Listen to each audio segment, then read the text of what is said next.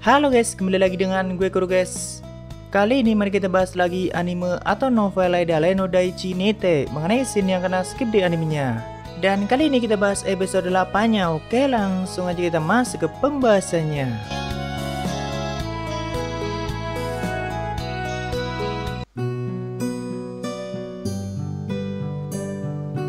Di episode 7 sebelumnya, Kena bersama Lonti dan Mei telah pulang ke ibu kota setelah melakukan perburuan. Tapi di tengah perjalanan, Lil Fairy mengingatkan Kena kalau ibu kota sedang mendapat masalah, yaitu munculnya monster penguin raksasa dari quest monster yang tidak disengaja diaktifkan oleh Lopus. Dia pun segera menuju ibu kota untuk menangani masalah itu. Sebenarnya dari scene ini sampai Kena mengalahkan monster, ada beberapa scene yang dibalik dan disingkat di animenya, tapi mungkin itu untuk mempersingkat durasi dan intinya juga sama aja. Jadi pada saat monster mulai mengamuk, ketiga anak Kena yaitu Scargo, Mei Mei, dan Carthage kan bingung bagaimana cara mengalahkan monster sekuat itu. Tapi saat itu mereka mendapat pesan telepati kalau Kena sebentar lagi akan sampai di ibu kota. Entah siapa yang mengirim telepati itu, mereka juga tidak mengenali suaranya dan harusnya yang bisa menghubungi mereka lewat telepati itu ya cuma mereka bertiga yang memang saudara atau punya hubungan, atau anak-anak Mei Mei yang punya hubungan darah. Bahkan Kena juga tidak bisa melakukan telepati dengan mereka karena bukan anak kandung. Cuma karena situasi sedang gawat, jadi mereka bertiga mengabaikan hal itu dan menyuruh Carthage untuk pergi menemui Kena yang masih dalam perjalanan pulang. Sedangkan Scargo dan Mei Mei akan berusaha mengalihkan monster itu supaya tidak mendekati wilayah pemukiman warga ataupun wilayah kerajaan. Jadi sungai besar itu kan secara tidak langsung memisahkan beberapa distrik di ibu kota, yaitu distrik bangsawan, warga biasa, dan akademi atau tempat pendidikan. Nah, saat itu sang monster mulai mendekati wilayah penduduk. Jadi Mei Mei mulai mengumpulkan para penyihir kerajaan dan memancingnya ke wilayah kosong dengan cara menembakinya dari jarak jauh. Mei Mei itu punya level yang cukup tinggi dan dia adalah tipe penyihir, jadi serangannya mampu menarik perhatian monster itu. Lalu Shining Saber dan Coral dari arah lain juga ikut menyerang monster itu dengan sekuat tenaga, walaupun tidak butuh waktu lama mereka berdua sampai dibuat sekarat. Tapi serangan mereka itu sanggup mengurangi 20% dari HP sang monster.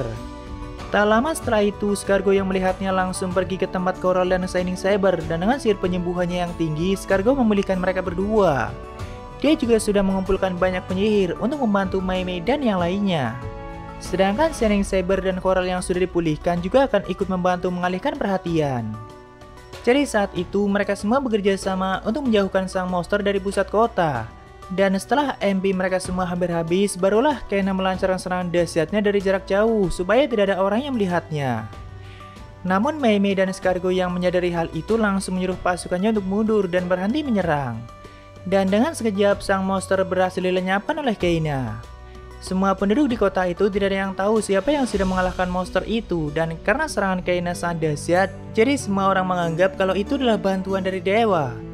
Tentunya ketiga anak Kena juga merahasiakan hal itu walaupun Mei dan Lonti sempat melihatnya dari kejauhan. Setelah itu Kena menemui mereka dan juga bertemu dengan Coral dan Shining Saber. Lalu mereka membuat janji untuk melakukan pertemuan di Colosseum. Lonti dan Mei juga pulang ke kerajaan, sedangkan tempat munculnya quest monster juga telah disegel oleh Mei Mei. Kena sendiri meminta Carthage menemaninya mengantar hasil buruannya ke restoran yang memintanya. Dan barulah setelah itu dia pergi ke Colosseum untuk bertemu dengan Coral dan Shining Saber. Mereka pun membicarakan banyak hal dan memberikan informasi sejauh yang mereka ketahui. Walaupun masih banyak misteri yang belum mereka pahami mengenai apa yang terjadi dengan Idale dan dunia yang mereka tinggali saat ini. Kalau di light novelnya juga dijelaskan sebelum Coral dan Shining Saber datang ke tempat itu, mereka sudah lebih dulu menghadiri undangan dari kerajaan. Karena semua orang menganggap kalau kalahnya sang monster adalah bantuan dari dewa. Jadi Shining Saber dan Coral yang punya peran besar mendapat penghargaan. Tentunya bersama para penyihir yang membantu, lalu Scargo dan Mei Mei. Cuma sang putri Mei kan sempat melihat Kena yang telah mengalahkan monster itu, dan karena mungkin dia sangat polos, jadi Mei mengatakan semua yang dilihat. Namun untung saja Scargo dan Agaido bisa mengatasi hal itu, jadi raja dan semua orang akhirnya menganggap kalau putri Mei cuma salah lihat. Kena sih berpikir mungkin Agaido punya alasan sendiri kenapa menutupi kekuatan besar Kena dari raja. Walaupun selama Kena di kota Flash Hello, Agaido selalu mengawasinya dan juga mengirim orang untuk mengamati Kena dari kejauhan. Mungkin dia melakukan itu untuk keamanan kerajaan.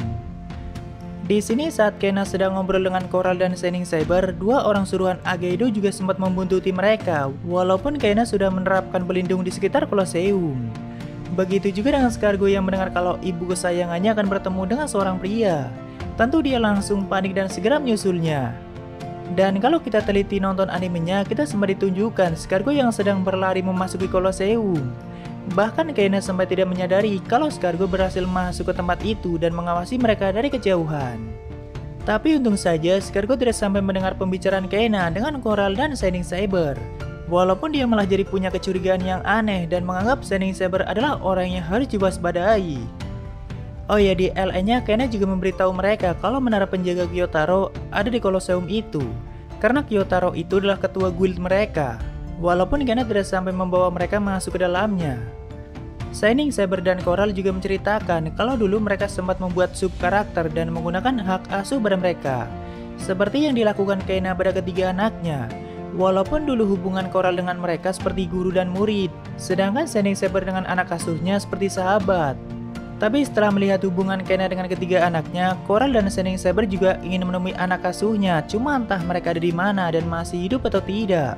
Karena 200 tahun telah berlalu. Setelah berbincang cukup lama, akhirnya mereka bertiga berpisah. Kena sendiri pergi ke tempat Meme untuk membicarakan munculnya monster dengan Lopus. Saat itu Lopus menceritakan semuanya dan dia sangat ingin menciptakan potion kuno seperti Kena. Tapi mau bagaimanapun potion itu hanya bisa dibuat dengan teknik kuno dan tidak mungkin Lopus bisa menirunya. Cuma mungkin karena Kena tidak tega dan tidak mungkin bisa mengajarinya, dia akhirnya memberikan skill itu pada Lopus, yaitu berupa gulungan dengan tulisan kuno, dan harusnya itu diinstal seperti yang dilakukan oleh Coral pada saat menerima skill healing dari Kena. Tapi Lopus kan bukan pemain, jadi dia tidak punya menu untuk menginstal gulungan itu dan tidak mungkin juga Kena menjelaskan hal itu. Jadi dia sengaja memberikan gulungan itu supaya Lopus menyerah untuk menciptakan potion kuno dan supaya dia berpikir kalau gulungan kuno itu cuma bisa digunakan atau dibaca oleh orang-orang kuat seperti Kena. Harusnya scene ini menjelaskan kenapa menara penjaga diciptakan dan kenapa Kena tidak bisa memberikan skillnya pada orang lain selain player. Jadi bagi player seperti Kena yang merupakan master keterampilan tentunya punya skill yang sangat banyak. Nah dulu pada saat era game itu banyak player yang tidak punya malu dan selalu mengerubuti master keterampilan seperti Kena untuk meminta salah satu skillnya, dan kadang banyak juga yang menggunakan cara curang atau bahkan seperti mengemis. Tentunya para master keterampilan merasa sangat terganggu dan jika mereka sembarangan memberikan skill maka player itu akan manja dan tidak mau berusaha. Makanya diciptakanlah menara penjaga untuk para master keterampilan. Dan jika ada player yang ingin meminta skill pada mereka harus menyelesaikan ujian di menara penjaga, dan tentu setiap menara penjaga punya kesulitannya masing-masing. Oh ya, tapi walaupun Kena memberikan salah satu skillnya, tetap saja itu tidak menghilangkan skillnya sendiri, guys. Kembali ke pembicaraan Kena bersama Lopus dan Mei. Di situ Kena bilang akan pergi ke Istana Raja Naga atau salah satu menara penjaga. Dan kebetulan negara Flash Kylo bersama Hellspear melakukan kerjasama untuk membersihkan para bandit yang masih ada di wilayah perbatasan. Jadi Kena akan nebeng ke mereka selama di perjalanan karena kebetulan jalur yang akan dia lalui searah. Cuma perjalanan itu akan dimulai 2 hari lagi dan Kena masih punya waktu. Dia pun pergi ke desa Lid dan mengunjungi menaranya sendiri, tentunya menggunakan teleportasi supaya bisa sampai dengan cepat. Tapi sebelum itu, dia juga membeli banyak bekal untuk di perjalanan nantinya, seperti bahan-bahan makanan dan bahan kayu yang dia beli dari bengkel Carthage dengan harga murah. Kena juga sempat bertemu dengan Coral lagi di guild dan mereka sempat terlibat perkelahian kecil walaupun yang gak serius. Tapi itu membuat suasana guild menjadi lebih ramai dan pastinya teman-teman Coral semakin yakin kalau Coral jatuh cinta pada Kena. Sebenarnya di light novelnya, Coral itu punya anggota party yang selalu bersamanya, dan mereka sudah melakukan petualangan bersama selama 10 tahun. Tadinya mereka ada 7 orang, cuma seiring berjalannya waktu, 3 orang telah mati selama di perjalanan dan saat ini hanya tinggal 4 orang dan pastinya mereka sudah seperti keluarga bagi Coral. Kena juga memberitahu Coral jika pergi ke arah timur mampirlah ke desa Lid dan di sana ada penginapan murah yang sangat nyaman. Setelah itu barulah dia pergi ke menaranya sendiri. Tapi di light novelnya sang penjaga juga melaporkan kalau belum lama itu ada 3 petualang yang mendekati menara namun mereka terlihat ragu mau memasuki menara itu atau tidak. Kena sempat berpikir apakah ketiga orang itu juga adalah player, karena rumor menara penjaga milik Kena kan terkenal sangat menakutkan, dan tidak ada satu orang pun yang berani mendekatinya. Namun jika mereka bukan pemain dan berani mendekati menara, pastinya mereka punya nyali yang sangat besar. Ya, siapapun mereka nantinya, Kena juga akan menemukan jawabannya di penginapan Marele, tapi kita bahas di part selanjutnya guys. Dan selanjutnya kita bahas episode 9-nya, oke? Ya, mungkin segitu aja untuk pembahasan kali ini. Jika ada kesalahan gue minta maaf, atau kalian bisa koreksi aja di bawah. Like jika kalian suka dengan video ini, dan dislike jika tidak suka tidak apa-apa. Thank you udah mampir, sampai ketemu di video lainnya. Salam guru guys.